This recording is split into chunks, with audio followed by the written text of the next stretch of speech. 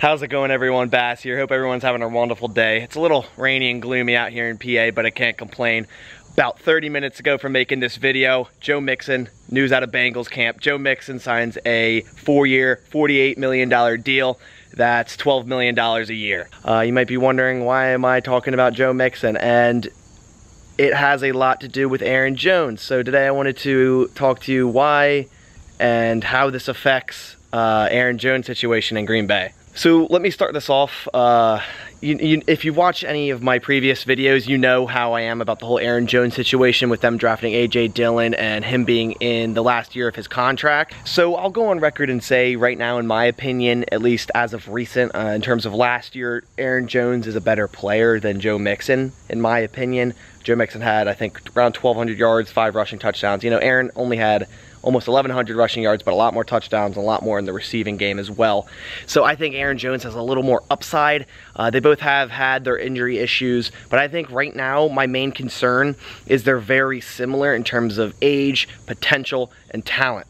So if the Bengals are willing to give Joe Mixon 12 a year, and that's what Joe Mixon got, you know exactly what's going to happen. So Aaron Jones is going to come into the negotiation process and pretty much just slap down Joe Mixon's contract on the table and be like, I want that or more.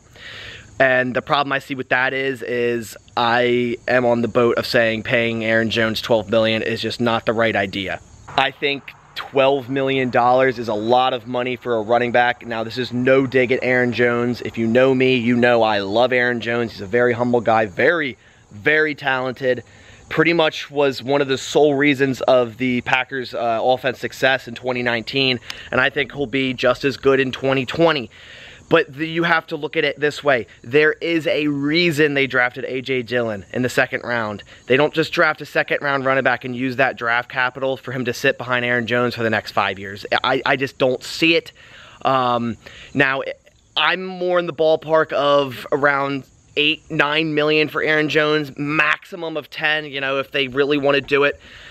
And if there was no other big free agent names for the Packers next year, I'd be okay with them paying 11-ish, you know what I mean? But with David Bakhtiari, Kevin King, and Corey Linsley slated to be a free agent after this year, I just don't see it being that smart to pay Aaron Jones $12 million for the next 4 years. And it pains me to say this because I'm such a huge Aaron Jones backer. I've gone on record at saying I do love A.J. Dillon. I loved him at Boston College. I was very happy the Packers drafted him. It was a bit confusing because, you know, obviously the Aaron Jones, they still have Jamal Williams. He's going to be a free agent too. I don't think they're going to re-sign both of them, obviously. But overall, I just wanted to get my opinion out here because this Joe Mixon signing does mean a lot for the Aaron Jones saga in Green Bay. I think it's bigger than most people think in terms of a ground for Aaron Jones and his agent to start on with the Green Bay Packers. So I want to hear down below, do you think they're going to re-sign Aaron Jones? And if they say tomorrow, sign Aaron Jones for $12 million a year, would you think that's a good idea? Do you think that's overpaying for Aaron Jones? What do you think? Now, obviously, he still is under contract for 2020, and that still has to play out. He's had his knee issues in the past. You know, he had a good, nice, healthy season last year, and I think he will again because there's going to be a split and carries in the backfield, I think. Workload, keep everyone fresh with A.J. Dillon and Jamal Williams. But what do you think? I want to hear down below. Like I said, do you think $12 million, if they turned around tomorrow and signed Aaron Jones for 4 years, $58 million, do you think that's an overpayment? Do you think that's a good idea?